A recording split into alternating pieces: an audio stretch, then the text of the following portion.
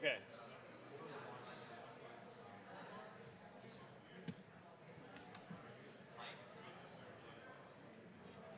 Mike, I think you're good.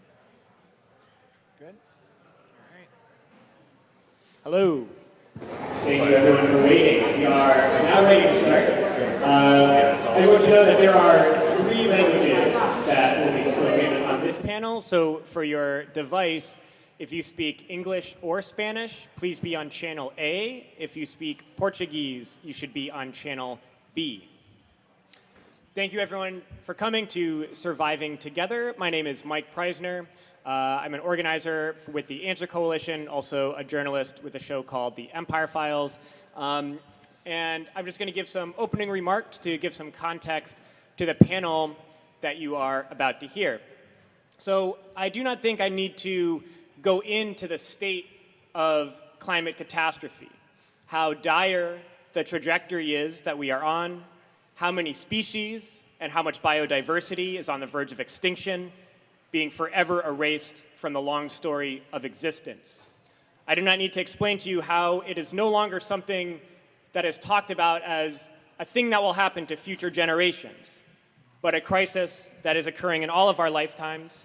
For those of us with small children, you know that if things do not take a rapid turn, that your children will live to see the worst of absolute cataclysm. I do not need to explain in detail the level that climate change has already impacted vulnerable people all over the global south and beyond, or how while it is the poorest people and the most vulnerable who are in the sacrifice zone of this calamity, the billionaires, the rich, they have already built their lifeboats, the luxurious bunkers, the yachts, the stockpiles of seeds, the food storage facilities, everything they will need to survive for them and their families for generations if the planet becomes uninhabitable for the rest of us. I do not need to explain to you that this crisis is man-made, that there is broad scientific consensus that if a major change is not made, in fact, if everything does not change, together with the whole world working together, not in 10 years, but in 3 years, by 2025, that is what is necessary to save the future for our children, the future of humanity from the worst. And of course, perhaps the biggest and most immediate danger of climate change is looming food insecurity, as more and more land becomes uninhabitable for human beings and for the crops that the world population needs to survive and to thrive. I do not need to detail any of those things to you because, of course, you are already deeply aware. And it's not just political people like you or people of conscience who are aware or people who come from the communities that are on the front lines of this climate disaster who are aware. This outlook is a constant source of anxiety for hundreds of millions of people around the world. The recognition that we are standing on the edge of a precipice is deeply felt by so many, and in a way we can feel a deep solidarity with each other across borders, in and out of this room, in our collective dread of what lies in the coming years. This, of course, will be a topic at Biden's Summit of the Americas. This is a great irony for him personally, given that he campaigned on ending Trump's belligerent destruction of the environment. Then in office, Biden already approved more permits for oil and gas drilling than Trump, in fact, a 34% increase, just days after declaring carbon emissions an existential threat to humanity. In fact, 2 days later, Biden offered up 80 million acres in the Gulf of Mexico for drilling and 300,000 acres of public land here in the US for drilling. And it's also a great irony for the US as a whole, given that the largest institutional polluter in the world is the US military. The colossal expanse of military bases, supply routes, weapons manufacture and weapons use, the dropping of bombs everywhere every day for training and oftentimes for killing, dumping chemicals and toxins into the ocean and into the soil, leaving places like Fallujah, Iraq, uninhabitable for human beings and for food crops for about 3 billion years.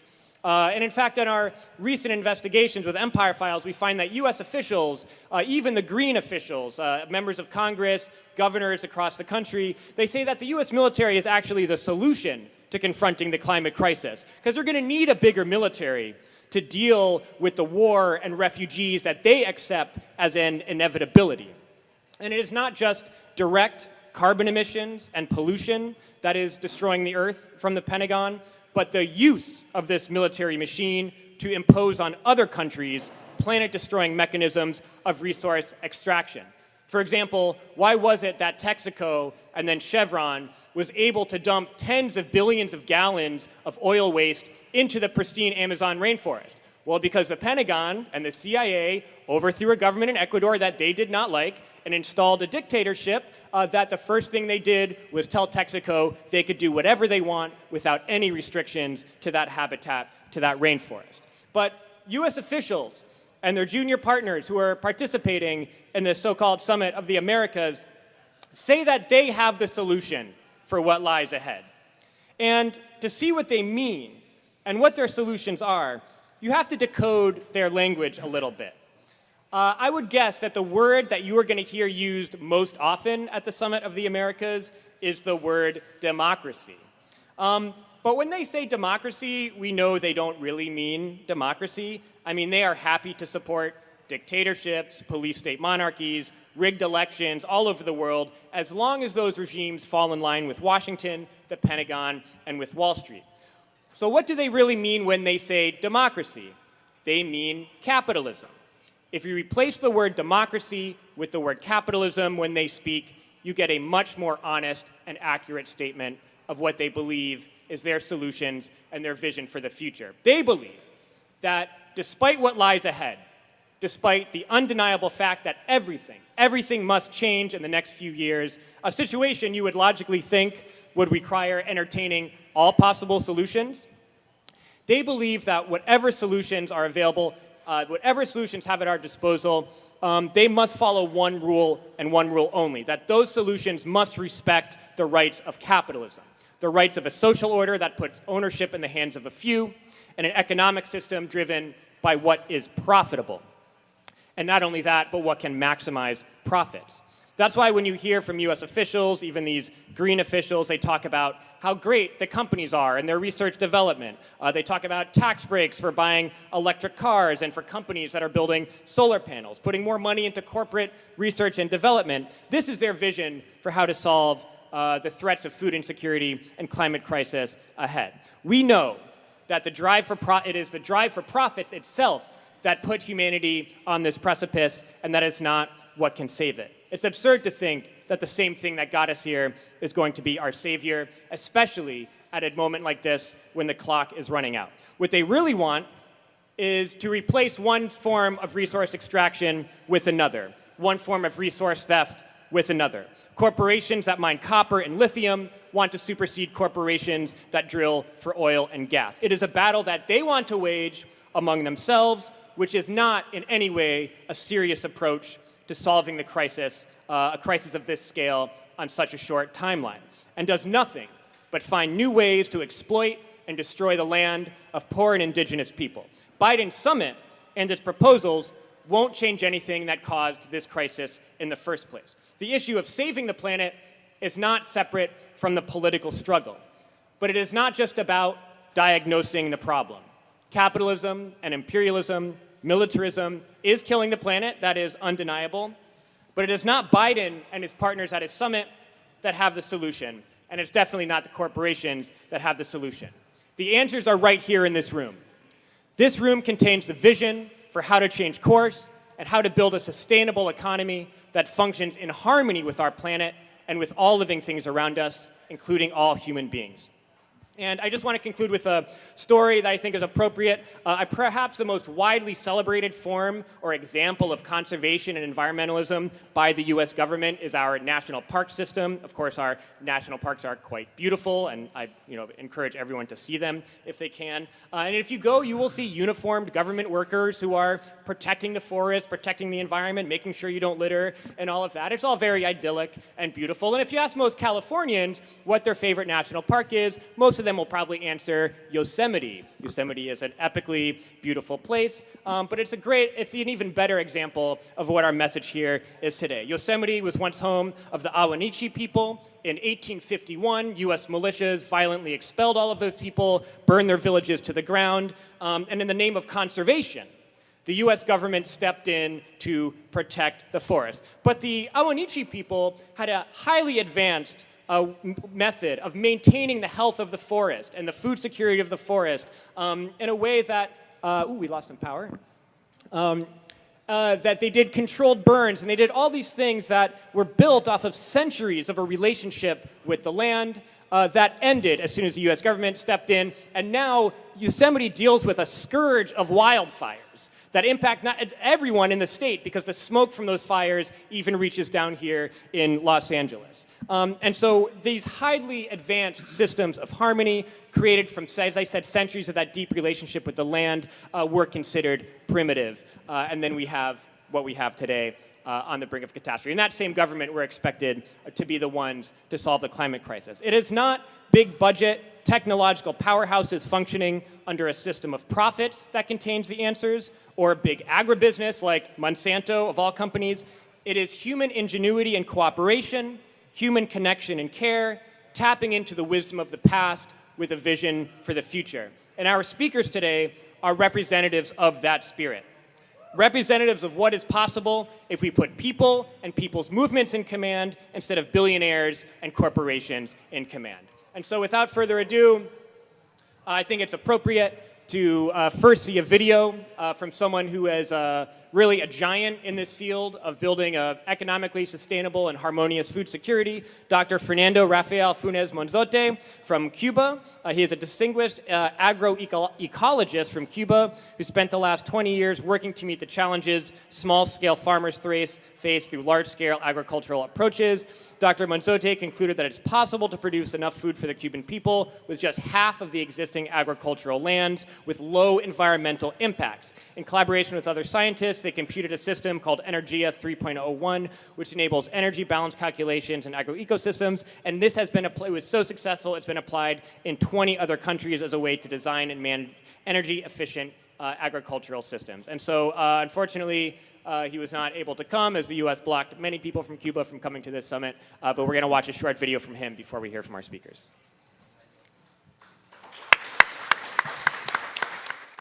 Mi nombre es Fernando Rafael Funes Monzote, yo soy agricultor.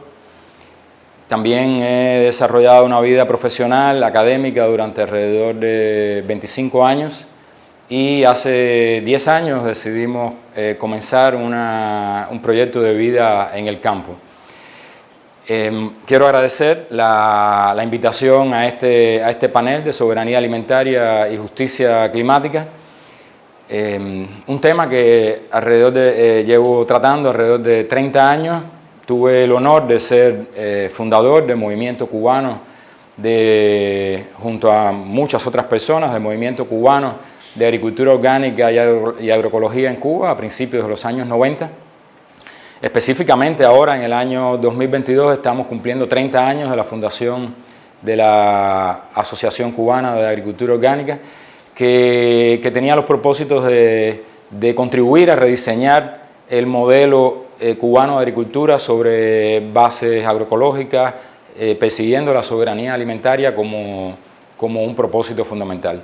Hoy tenemos una ley de soberanía alimentaria, seguridad alimentaria y nutricional en nuestro país, aprobado por la Asamblea Nacional del Poder Popular recientemente, el 14 de mayo, y ha sido un proceso, bueno, como decía, de alrededor de 30 años, justo en el momento que colapsaba el campo socialista mundial y Cuba mantuvo las banderas del socialismo como la única vía para lograr la justicia social en el mundo. La soberanía alimentaria es uno de los pilares fundamentales de la justicia alimentaria, la justicia climática, de lograr un sistema alimentario justo para nuestros países. Y la justicia climática y la soberanía alimentaria se logra justamente a partir de la unidad. La unidad de los productores, los procesadores, los comercializadores, todos los sectores de la sociedad, de la conciencia de los consumidores y lograr realmente un movimiento a través del mundo inclusivo, donde la concientización de lo que significa una alimentación sana para nuestras poblaciones es fundamental. Vemos que hay muchas personas que padecen de hambre en el mundo precisamente por la inequidad y la falta de justicia en el sistema alimentario. Necesitamos una mayor participación de toda la sociedad. En esa participación no están los discursos, no están solamente las declaraciones y no están solamente los propósitos de los gobiernos y de los países, sino está la capacidad de acción de las comunidades. Por eso, hace 10 años particularmente, yo con mi familia tomamos la decisión de regresar al campo, de comenzar un proyecto que denominamos Finca Marta, en la memoria de mi madre, que fue una soñadora por la justicia alimentaria y la soberanía alimentaria de nuestro país, en momentos que atravesaba Cuba por una crisis económica que todavía nos persigue a partir precisamente de todo el asedio que tiene el gobierno de los Estados Unidos contra nuestro país y que estamos tratando siempre de amortiguar, de sobrevivir, como dice el eslogan de este congreso. La sobrevivencia implica la resistencia que está todos los días en lo que hacemos, y la resistencia no solamente de personas individuales, de todos los que creemos que un mundo mejor es posible. En la práctica, esto se traduce para nosotros en producir de manera sustentable, en equilibrio con la naturaleza. Se traduce en poner al servicio de la sociedad un ambiente sano, de producir alimentos en un ambiente sano y de que las personas entiendan de que estamos abocados en la actualidad a enfrentarnos a nuevos desafíos que nos presenta una economía desbalanceada, que nos presenta un ambiente desequilibrado, el cual no solamente tenemos que tratar de transformar, sino en muchos casos tenemos que aprender a adaptarnos y a crear sistemas alimentarios resilientes y sustentables.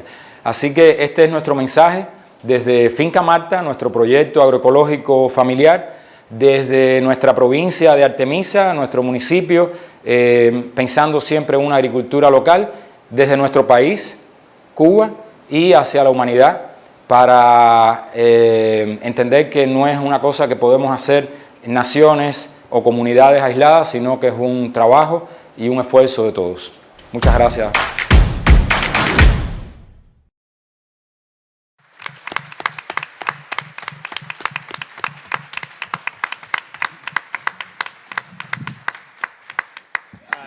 Really, it's an honor to get that message. There's actually a film called The Greening of Cuba that everyone should check out that goes more into this incredible story. We are going to introduce our first in-person speaker. And I'd just like to say to all speakers to try to speak slower than I've been speaking for the translators, to give them a break.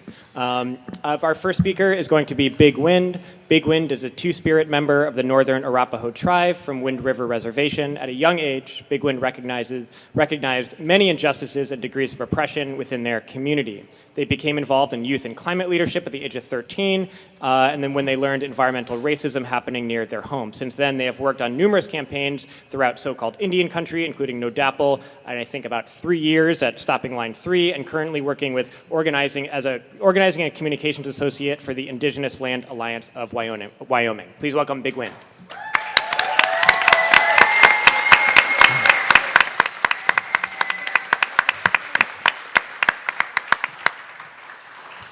First, I'd like to introduce myself in Hinana Eitit, our sacred language. Hiithati na habethan hasesi nichia na asit na hinana ainin na hate nichi. Hello, relatives. It's good to be here in person, to see you all here today. My Arapaho name is Wind River. Most people call me Big Wind. I am a two-spirit water protector from the Wind River Reservation in Wyoming. And thank you.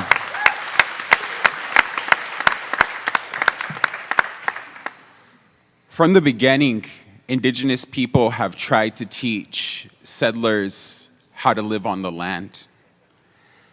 We have a relationship with this part of Turtle Island. We have an interconnected relationship with this land. But yet, our voice has been muted, silenced. And for generations, they have tried to destroy us while they destroy Mother Earth. And we mourn for that destruction. Now is the time that we must join together and stand as one people to protect our Mother Earth. And I ask you, are we going to continue down this path of destruction? Or are we going to live in harmony with the environment and with each other? I'm a water protector who's fought on the front lines at Standing Rock and in northern Minnesota fighting Line 3 with ordinary people just like you because we understand one thing. We cannot ensure the health and well-being for future generations if we don't take action.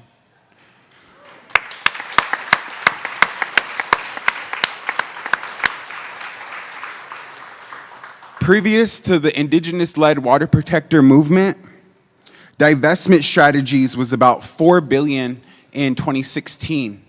Now, today, we have divested over $11 trillion from the fossil fuel industry, and that's happened because of indigenous leadership.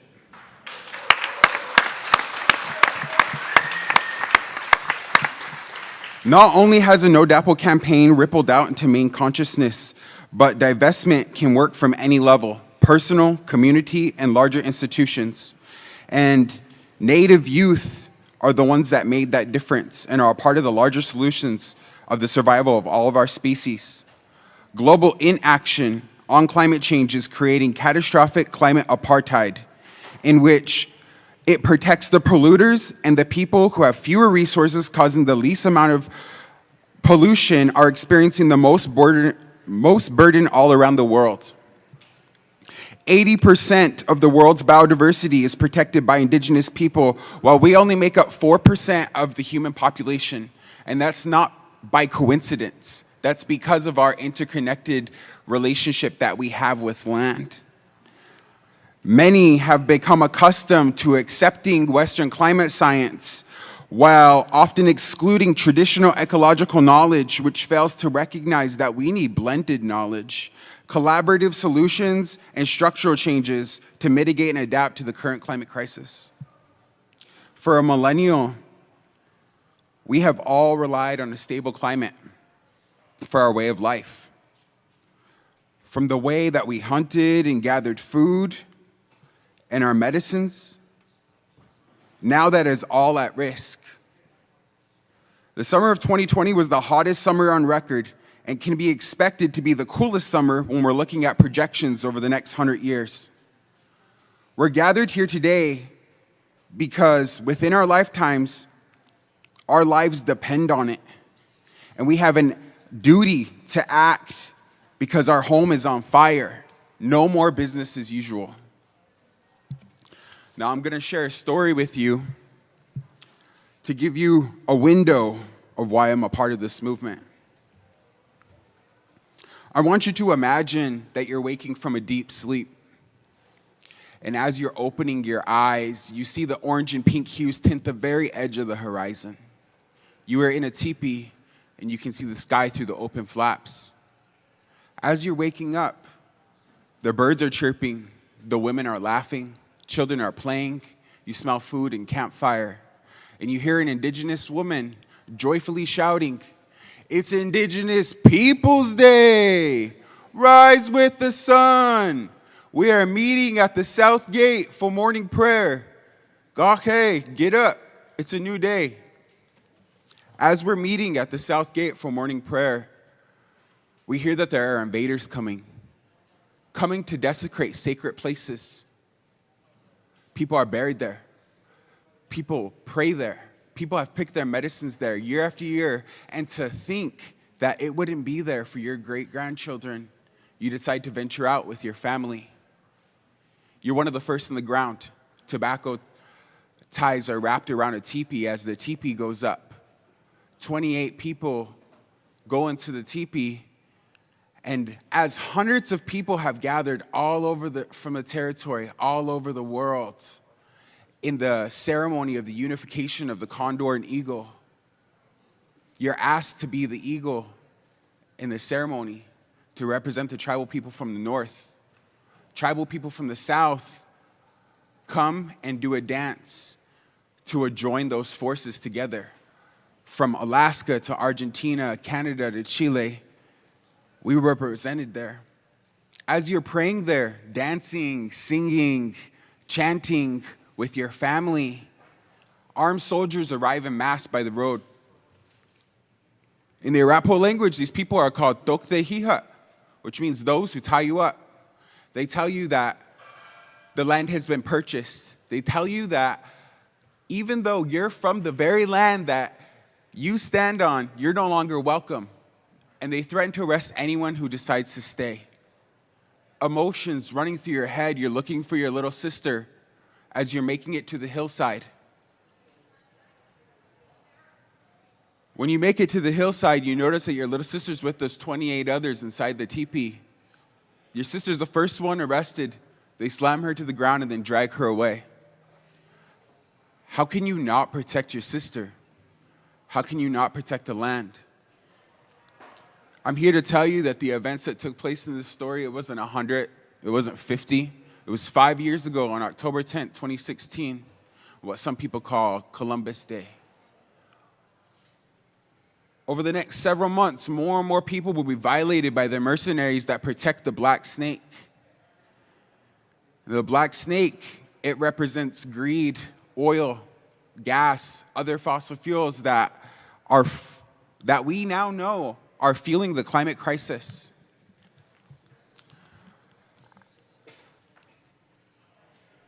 As time has went on, there has been a lot of millions of people were radicalized by the No DAPL movement. And resistance camps have popped up all over Turtle Island since then. When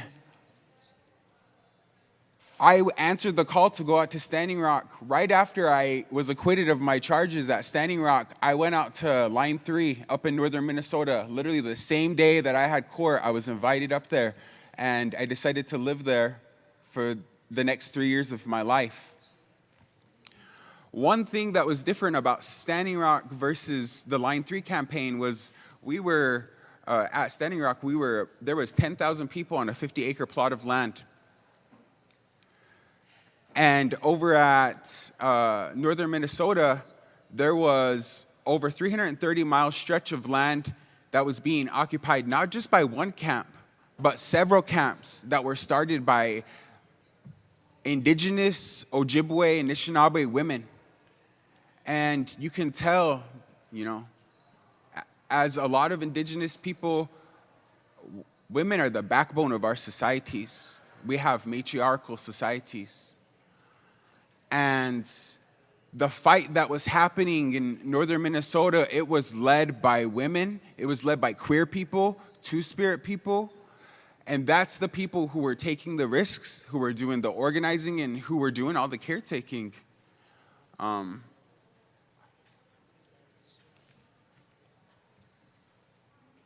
we're talking about fighting fossil fuel expansion to curb the climate crisis, when we look at our futures, there's going to be things that we're going to have to give up.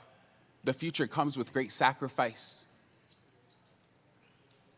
When we look at the Dakota Access Pipeline, we look at Line 3, Obama didn't stop the Dakota Access Pipeline, and Biden didn't stop Line 3.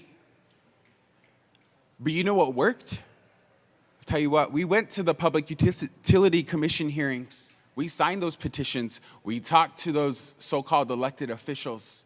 None of that worked. You know what worked? Direct action. People chaining themselves to the machines.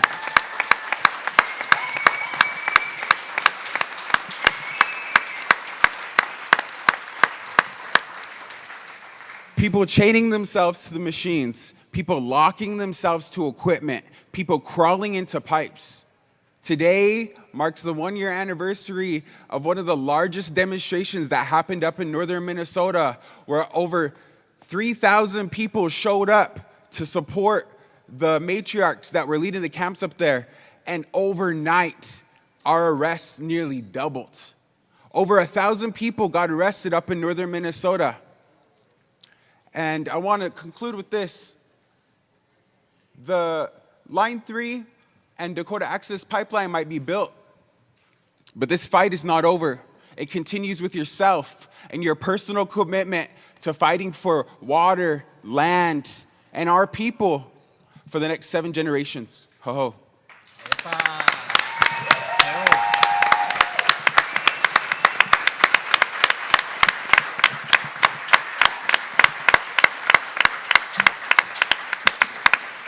That's right. Thank you so much for that. Next, we're going to hear from Toya Mancinieri. Toya is a coordinator of the Territorial Area of Natural Resources at the Coordination of Indigenous Organizations of the Amazon Basin, political advisor of the Coordination of Indigenous Organizations of the Brazilian Amazon, and president of the MATFA organization. A leader of the Mancinieri indigenous people from the southern region of the state of Acre, Toya has been defending indigenous rights and fighting for climate justice for decades. He is collaborating on discussions about the role of indigenous communities in the struggle against climate change and participating in the UN climate conferences. Please welcome Toya.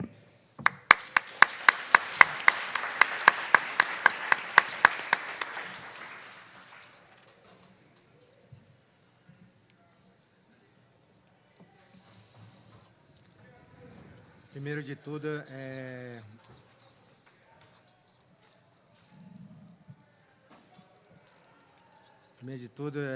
boa tarde a todos e todos.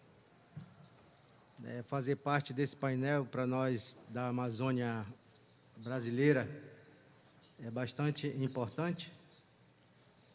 E dizer que eu não estou aqui sozinho. Not here alone.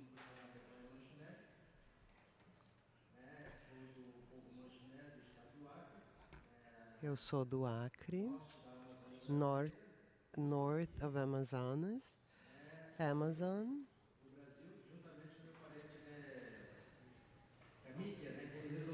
In Brazil, and through the cameras, he's from Xingu. A great work. Do his job, do his work to demonstrate a lot of work to be done through many deals. Is very systematic, and I understand a lot.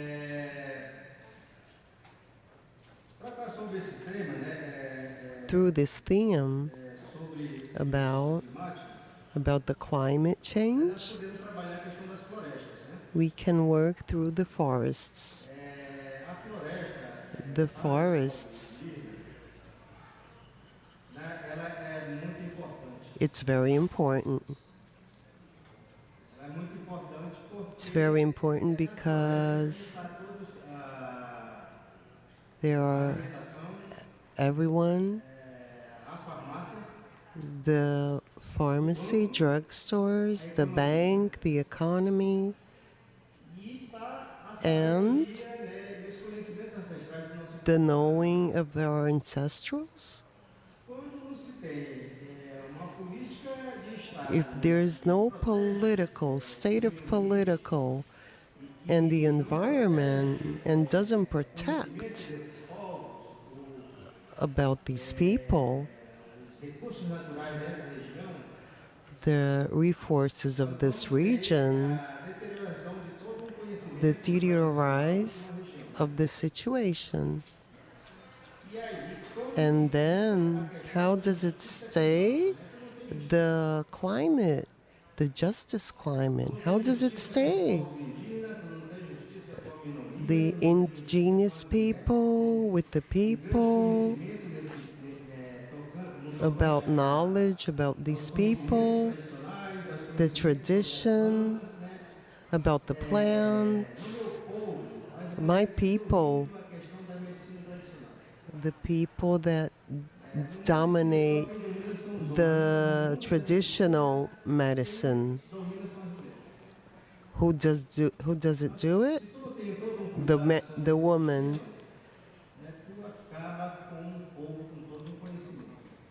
So it stops with all this knowledge. All you need to know concerning what you eat, because sometimes what you need is certain types of food, certain types of water.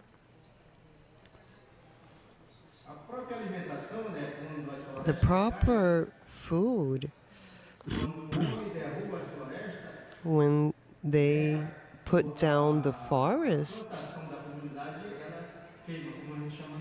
and the plants of the community, it burns out and it doesn't survive. So that's how it starts, the secureness of the food.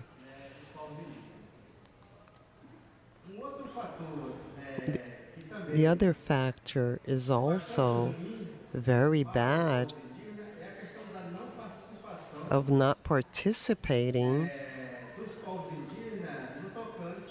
of the indigenous when they don't participate. This happens in the Amazon. This is a study from ONU,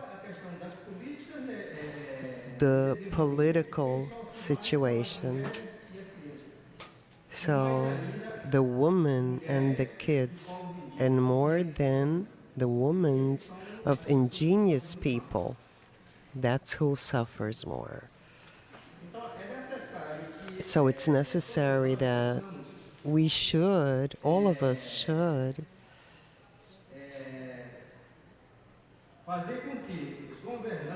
make that the governments could cogitate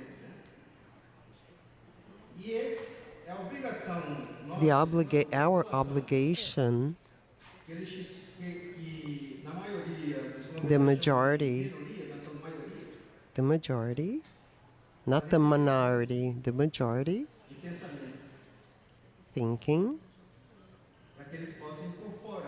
they should incorporate the calliness of politicals and knowledge, regional knowledge. But knowledge of indigenous, but also people that lives in the city. You should respect the regional knowledge. So that knowledge will include the people. We shouldn't stop working about these people. We have our own helicopters, and we have a favela right on the presidential entrance. Little children that don't have a place to stay, a place to live.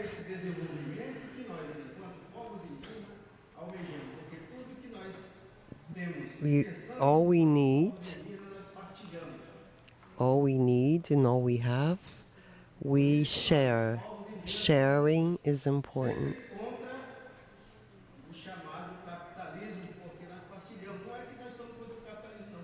It's because the way you live, we share.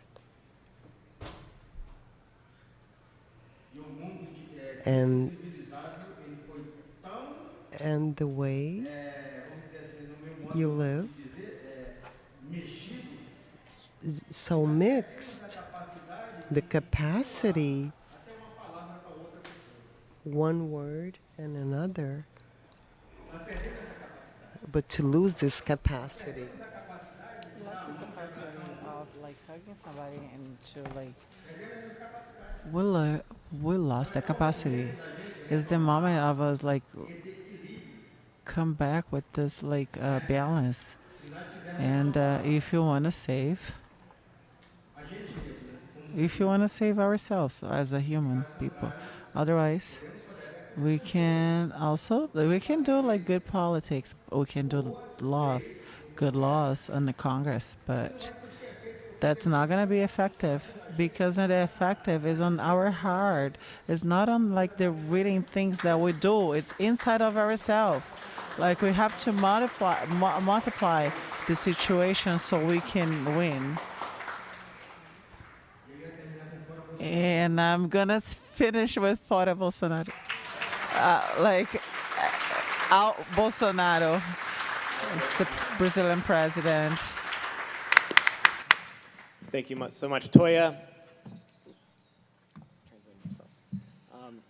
Next, I have the pleasure of introducing someone who I had the honor of working with personally, covering the Red Hill disaster in Hawaii. Kawenaʻulaokalā Kapahua came all the way from Oahu to be here, an organizer and activist with the Hawaiian independence movement, actually comes from many generations. I think your great-great-great-grandmother fought for the independence of Hawaii after the illegal overthrow by the United States Navy. Also an organizer or an activist in the labor movement and campaigns to protect and preserve Hawaii's sacred places. He is a proud member of the Hui Aloha ʻāina of Honolulu, the Hawaiian revolutionary organization that fought U.S. occupation of Hawaii since 1897. He's from the island of Oahu, and he has most recently been an organizer in the community campaign to shut down the U.S. military's Red Hill fuel storage facility, which poisoned the water in 2021, and which I believe to be a precedent-setting action, really the first struggle of its kind, an environmental struggle directly confronting the U.S. military in the way that it has, which had a victory that I hope he talks about. So please welcome Kawena.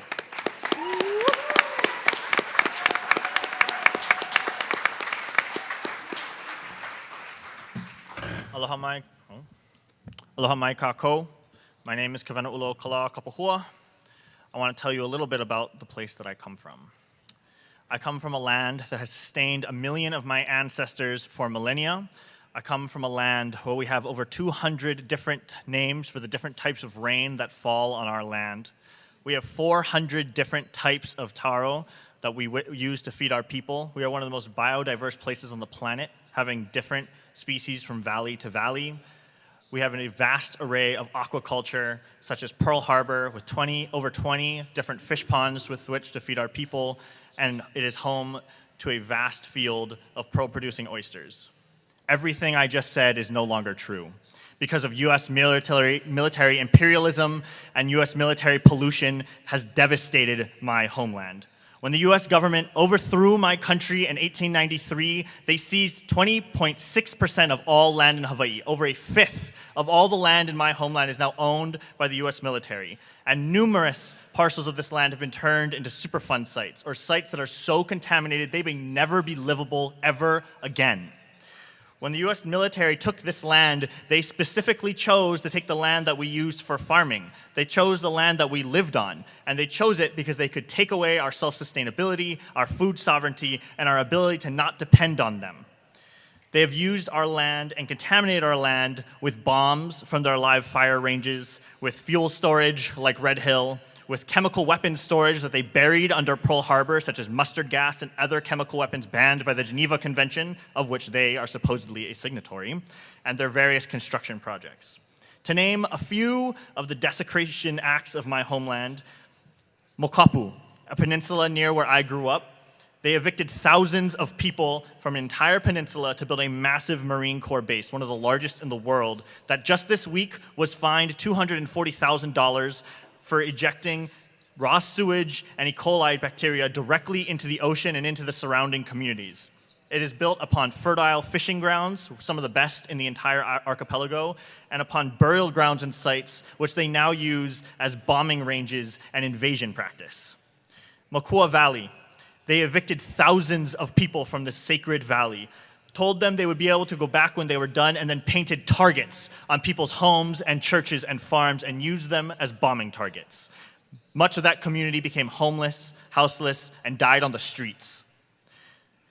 It is so polluted with ordnance today that it is inaccessible to us most times unless we have military permission and we have a military guide with us. Koho'olawe. The US military, specifically the Navy, turned an entire island into a bombing range, which they bombed so hard they split the island open, they cracked it open and broke its water table so that it can no longer independently sustain life. Numerous countries are guilty of breaking Koho'olawe because they did it during the RIMPAC military exercises of which many American US colony states operate and practice their wars of genocide. The destruction of our land and food sovereignty was not a mistake, it was intentional. When the US military took our land, they chose places for their military bases, they chose places which they would build their tourism industry, which changed the way we live our lives and stripped us from the land so that we may now be dependent on their low-wage service jobs in order to feed our families. The US Army Corps of Engineers has diverted streams and rivers on every single island. There is barely a stream or river left on my land that has not been diverted. And where did they divert them? They diverted the water to their military bases. They diverted the water to the hotels. They killed and starved out farms so that we may no longer feed ourselves. Where does this bring us? This brings us to today. This is not ancient history.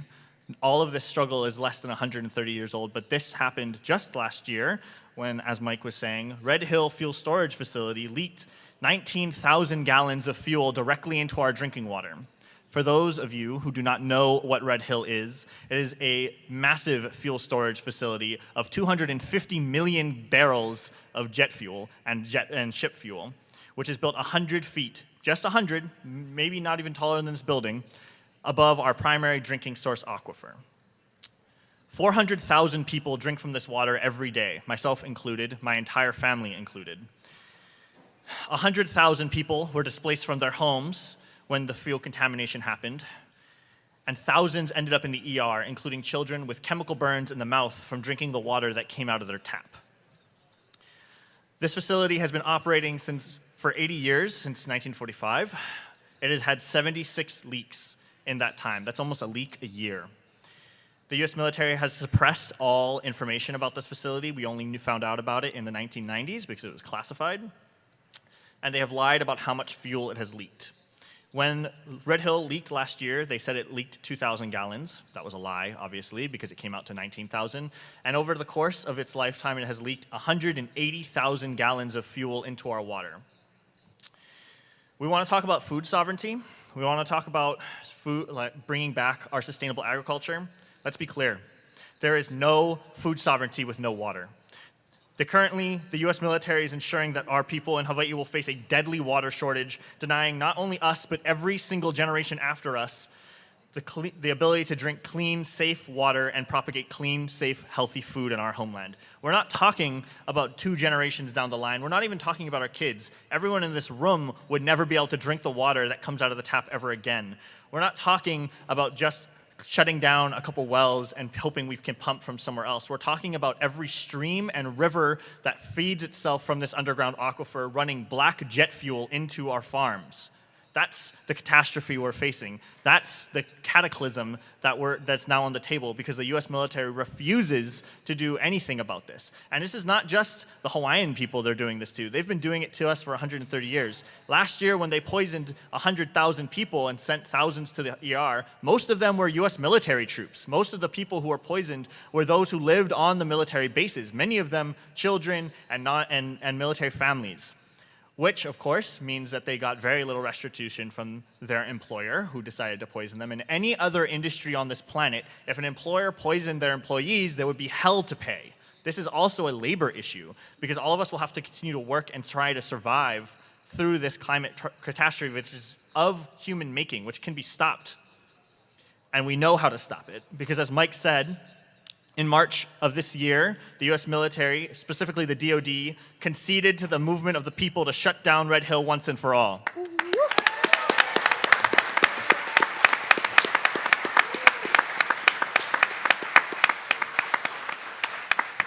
So what did this take?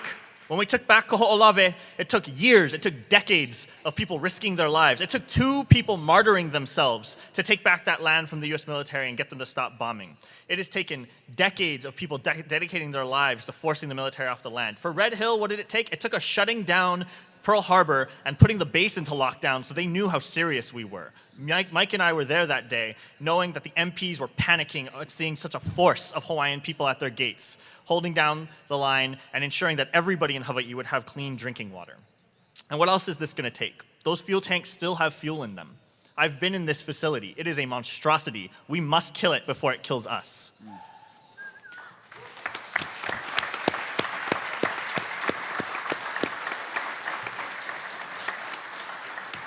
And make no mistake, these tanks are just one microcosm of the US military. If we don't stop them, they will kill us. And it is not just the Hawaiian people they will kill, it is not just the indigenous people they will kill. They poison my water today, they poison yours tomorrow. Yeah.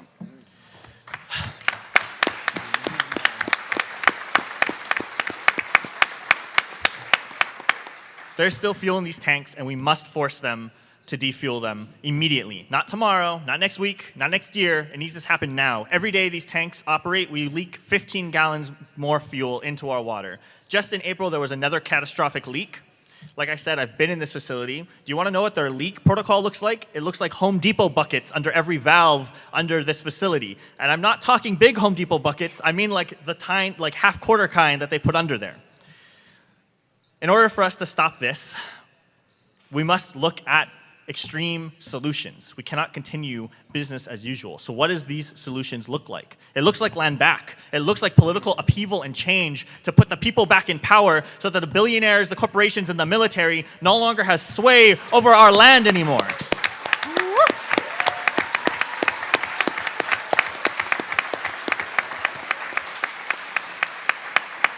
And so what's tangible to do here?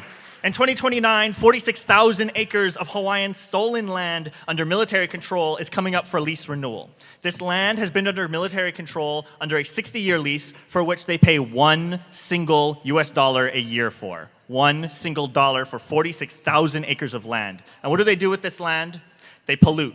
Pohakuloa, where they use depleted uranium munitions to bomb and do live fire exercises, which then gets into the air and causes some of the highest cancer rates in the entire Hawaiian Islands and the surrounding area. Makua Valley, which I've already mentioned, is littered with bombs and bullets where they have used tanks to drive over our sacred temples and burial sites. Kahuku, many endangered species live in this area, and what do we get for all of this? $1 a year. Not that I would even want to take it. If we're going to take this land back, if we're going to sustain ourselves on our land again, if we are going to ensure that the US military no longer has a hold in the Hawaiian Islands through which to enact their genocidal imperialist wars across the Pacific and across Asia, if we're going to protect our land for the future generations so that my children and every child that comes after me is able to drink from our water again, we must take this land back, and we must never, ever let them come anywhere near the Pacific ever again.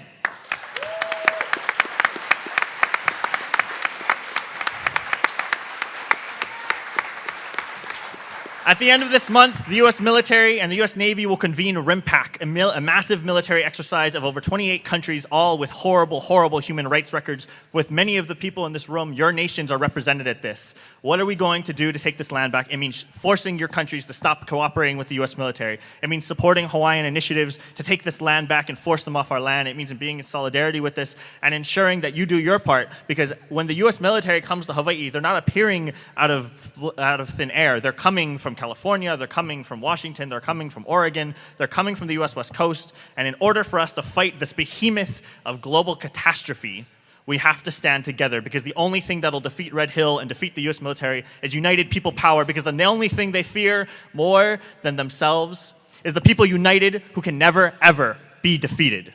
Thank you.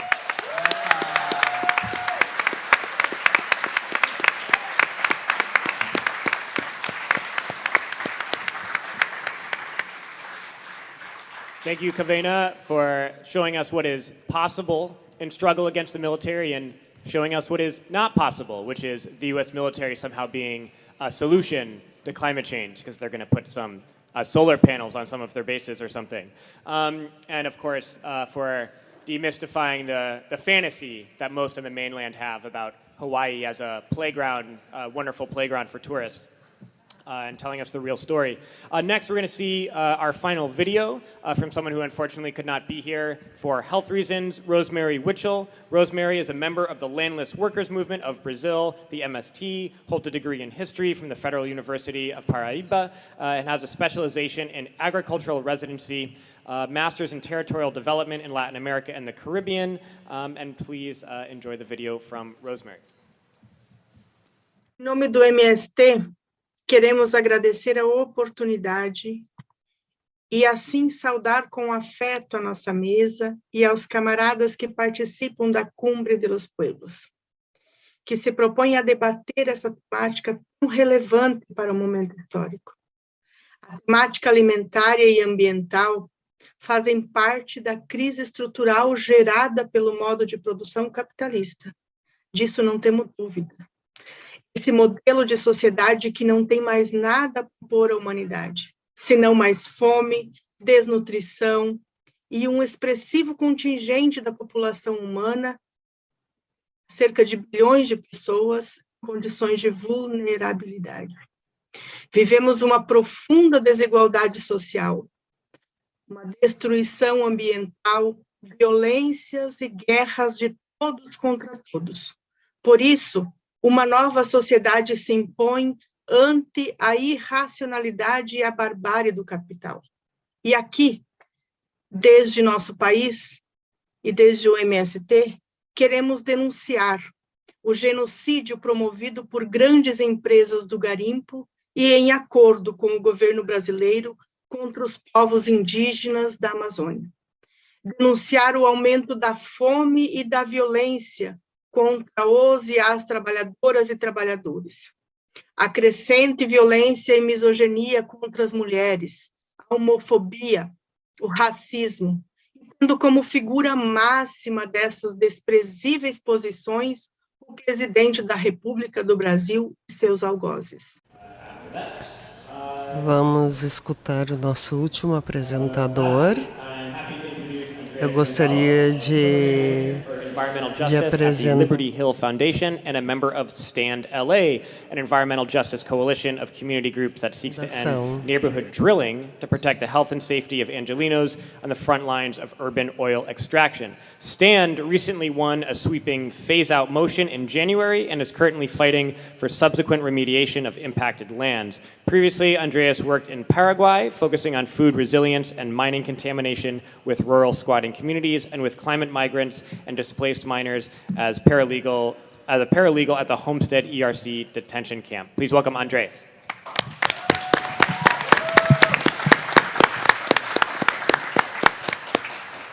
Thank you, everyone. Check, check, check. Can y'all hear me? Okay, cool. I'm just incredibly honored and privileged to be with such incredible human beings here. It's just such a pleasure, such a blessing to be oh, further? Okay. Up, up, up, up. Dale. Okay, beautiful.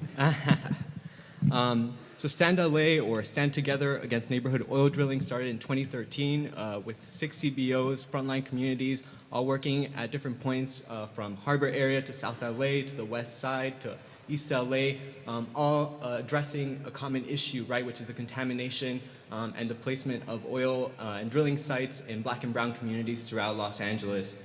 These communities have always been historically disadvantaged and burdened with the worst of these contaminants. And really Stand LA started on like when frontline communities organize, we all win, which I think is a recurring theme that we're all seeing here. In the past, we have seen some major victories in this past year. Maybe some of y'all have been following this in the news. In September, we saw the county pass a phase-out motion to end oil drilling in Los Angeles. In the city, we just saw it in January, a phase-out motion that would end Los Angeles' status as the largest urban oil field in the country, right? But it doesn't just end there. I think which a lot of the comrades are pointing out here, right? These aren't just the policy fights, it's how are we taking direct action to stop these, right? Because if we just rely on policy, we're gonna be sitting here for 20, 50 years as oil companies continue to reap profits, continue to harm people, continue to kill our comrades, our friends, our families, our loved ones. And you know, I just want to really point out as we're entering this, how are we like envisioning and kind of planning for the future of this the end of oil drilling in Los Angeles? You know, what are these pathways and how are we applying pressure? So really, I think for Sand LA, as we're experiencing this like broader landscape change across the region, one thing is, how are we defining a community-led vision for the remediation of land that's not just returning it to a previous state, but returning to a natural state before the extraction and desecration by oil operators. For so long, since the early 1900s, oil companies have come in here and passed the baton over and over, each reaping profits and leaving the hazards and burdens to frontline communities. And this results in infant mortality rates, miscarriages, tumors in minors, asphyxia, asthma, cardiovascular disease, so many issues. And some of this, you all may have seen this for folks just arriving to LA. You may have seen those oil wells as you're passing out of LAX. For some of y'all, you live right next to an oil well. These things are hidden, these things are in your face, they're behind murals, they're next to playgrounds, they're next to homes, they're next to hospitals, right? They're all in our backyards. So really, how are communities being centered in the reclamation and the remediation of these lands so that we're not just returning or abandoning these oil wells that so many have? There are 5,000 active oil wells alone in the county, and so many more that are just left idle and abandoned, still leaking, so poorly maintained. And these methane leaks are just constant and perpetual. You'll have oil sites where people just leave them just like floating by, they'll just, like security guards will just peace out. Oil spills where they'll be picking up with Home Depot buckets, it seems to be a recurring theme everywhere. Just a complete lack of enforcement. So our vision too is, how are we making sure that polluters are paying for this? That it's not just on communities' backs, on taxpayer money, right? That it's not just on city and county, but that oil companies who have been reaping the profit for decades are the ones also taking the massive amount of taking the cost of all of these repairs and healing to the land. We have an environment of regulation that's all of these agencies and all of these alphabet soup of different entities, and I'll just list out a few: city planning department, county planning department, LA fire department, SQAMD, CalGEM, CARB. We have so many different organizations, and yet we do not have enforcement on any of these sites. There are no resources to monitor them. No one is doing the actual work of enforcing regulations. So how are we making sure that whatever vision moving forward is on the bank account of all of these oil companies, that we are taking them for everything, that we are not just letting them get away with so much of years and years and years of theft, okay? Because people have died for this. These are our friends, these are our families, these are our comrades. There's probably people in this room who have been affected by this. Please look up on Frack Tracker. You can look up if there's oil wells right in your backyard. If you ever wonder why you may be feeling a certain way, why you may have asthma, why you may be prone to certain health impacts, I promise you there is a reason, okay? And these oil companies are at the cause. Now they're taking on these new logics, and some of y'all, if you go to these hearings, right, they're making the case of, oh, look at what's going on in Ukraine, look at what's going on in the world. We need to buy local, right? Buy local oil. Otherwise, we're gonna, contribute to oil companies in South America. These are the same oil companies here too, all right? Same shit, different name, okay? So really just in this visioning process, as we're thinking through making sure that oil companies aren't necessarily getting away with this essential lack of enforcement or regulation. And then really, I just wanna, being in this space with you all, it just, I kind of felt like crying certain times. It just really charges my soul. And how are we really fundamentally rethinking our relationship to the land? Urban planning is a practice of white supremacy. I studied urban planning. I fucking hate urban planning. And it is the language of power. It is the language of power in cities and urban spaces. Yes, fuck urban planning. So my professors.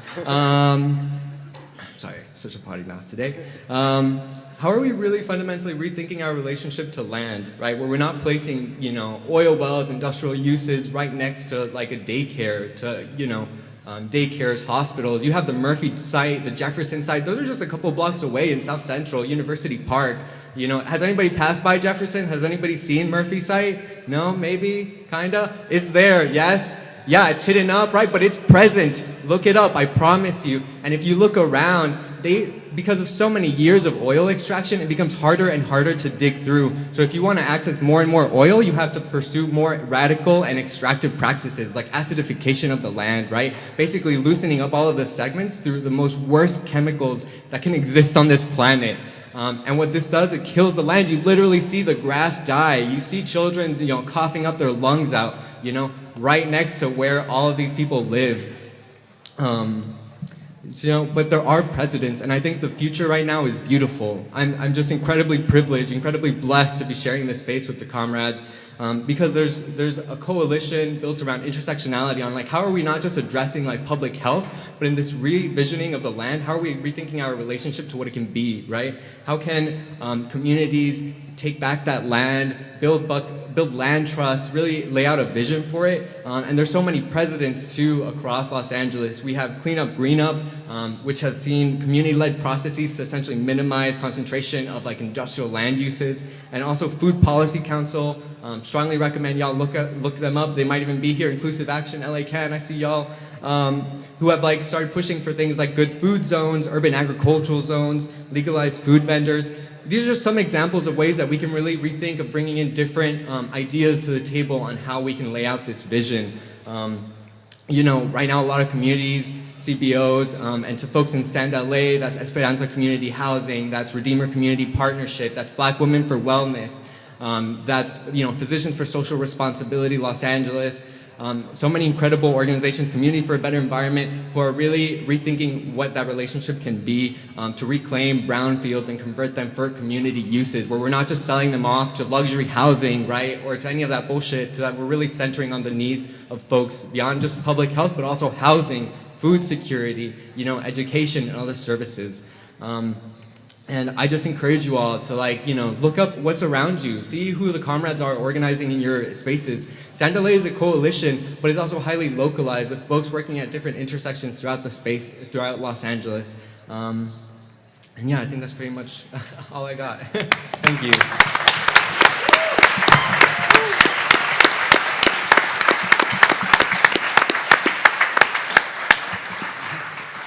Thank you so much, Andreas. Now we're going to go back to that video, see if we got it buffered up.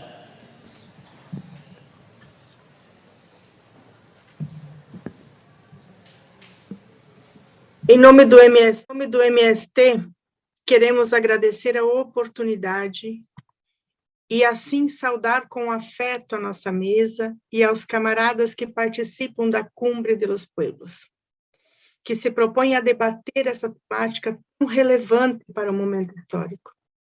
A temática alimentária e ambiental fazem parte da crise estrutural gerada pelo modo de produção capitalista. Disso não temos dúvida. Esse modelo de sociedade que não tem mais nada a propor à humanidade, senão mais fome, no more hungriness, no more desnutrition. Many of the millions of people,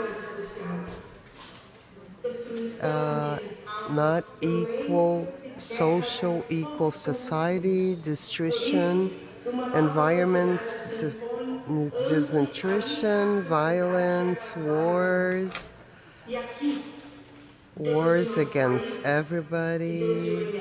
And here, I would like to say the genocide moved by big companies in the government of Brazil with the indigenous people of Amazonias, homophobia, racism, the maximum figure, and the president of Brazil, and not realizing the reform agraria of devastation moved by the government, the liberation of agrotoxic products of sickness, environmental destruction, production of commodities for exportation, and the burniness of the forest. And being this way, the government is parted for the agro-pandemic. The MST is the clearness of impossible to think. It should not be possible for the capitalist to think of the abysm. How, like they say, how, Leonardo Boffey, like many species, has gone out of the planet. It was extinct. Probably it's our time for the species in extinction. And we should understand how the society works. We should use our force to work. And the alienation of us, alienation of general alienation of other human beings, alienation of concerning naturalism. In the period of COVID-19, it's just a symptom of model that presents the signal of these efforts. So we're talking about the crisis, the environmental crisis. And both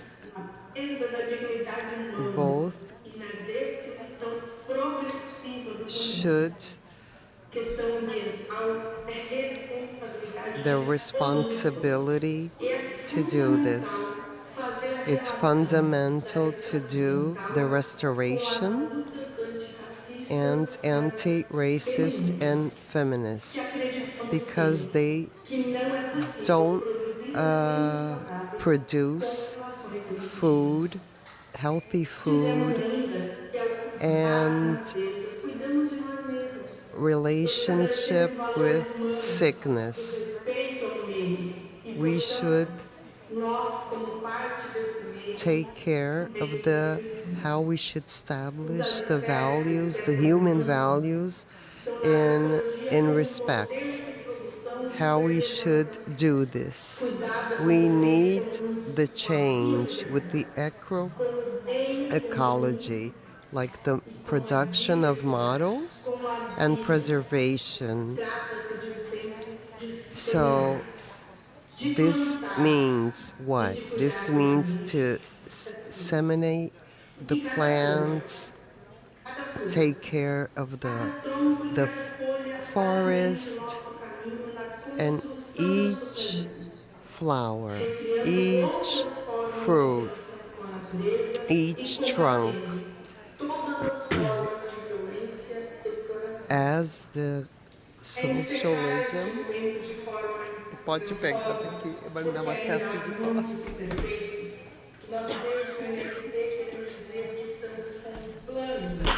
Say that we have a plan of like a plantation of like 3 in 10 years, and we're gonna maintain our commitment to produce like healthy food with the solidarity of the people and the commitment of everybody that's into it. And also we are committed to have ourselves the ownership of the nature and reconstruction of a new organization, social, economic, and a government, civil,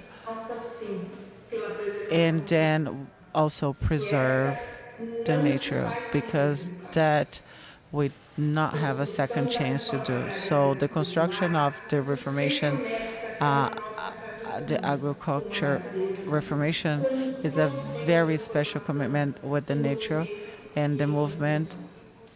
And then This is inside of our body for the construction of our values and also for the construction of a new society between us and women's and also with the nature. Also, like the way that the politicians say, the liberation of the land is not only a thing of the agricultures that take care of the land. The freedom of the land, it's a conversation of everybody that is relying on that. So this is the Reformation agriculture. So a big hug for all of you, and I wish you all a great day.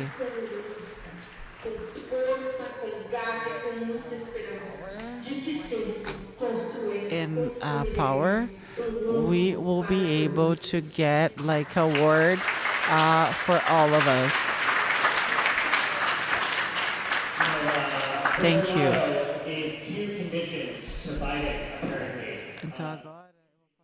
At the Summit of the Americas, he made two demands. One was that Biden was not to question the integrity of his election, and number two was that Biden not bring up the destruction of the Amazon in Brazil. And Bolsonaro is at the Summit of the Americas, and so I assume most of those demands were met. And so I want to give a big thank you to our incredible panelists. You know, and we're covering. Thank you once again, please. Round of applause for them. I think when we're on the topic of climate change and climate catastrophe, it is one that can be incredibly demoralizing because it is quite scary. But I think that this panel shows and this event shows that we don't need to be scared because the solutions exist and the answers exist. And it is a question of power. And who has the power? Is it the rich? Is it the billionaires? Is it the corporations? Is it the small political elites that protect them who have power? Or is it the people and people's movements who have power? And you can tell by who was and who was not invited to the Summit of the Americas. What do they all have in common, the countries that were not invited to the Summit of the Americas? Well, they say it's about democracy or whatever, but they invited Brazil, they invited Colombia, the two most despotic and dangerous places for social activists and union leaders in Latin America. But who did they not invite? They invited the nations who do not respect as their utmost priority the rights of big capital and the rights of corporations. And so I think that it's easy to be demoralized when we talk about what is ahead. But if you take inspiration from what you've seen here, and also inspiration in the fact that at this moment we can see, which is separate from decades past, that the influence of the United States around the world and the US empire is waning. The popularity of capitalism, the dominance of capitalism is waning, and we can replace that with the spirit and the solidarity that you find here at the People's Summit. And so I urge everyone to take hope in that, of course, and we must demonstrate that hope. Tomorrow at 5 p.m., we will all be marching to the Summit of the Americas, and so let's give a real visual representation of what we can offer here as a people.